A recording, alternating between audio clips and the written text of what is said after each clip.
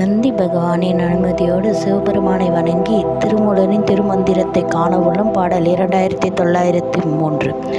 கொல்லையில் மேயும் பசுக்களை செய்வதன் எல்லை கடைப்பிடித்து இறைவனடி கூட்டியே வல்ல செய்து ஆற்றல் மதிப்பின் அல்லது கொல்லை செய்தது நெஞ்சம் குறியறியாதே. இதன் அர்த்தம் என்னவென்றால், கொல்லையில் மேயும் பசுக்கள் இந்த உலக வாழ்க்கையில் ஈடுபடும் ஆன்மாக்கள் அதன் எல்லையை அறிந்த பின் தனக்கான அறிவும் ஆற்றலையும் பெற்ற பின் மனம் என்பது ஒன்று இல்லாமல் போவதை குறி அறியாமல் இருக்கும் என்று கூறுகின்றார் திருமூலர்.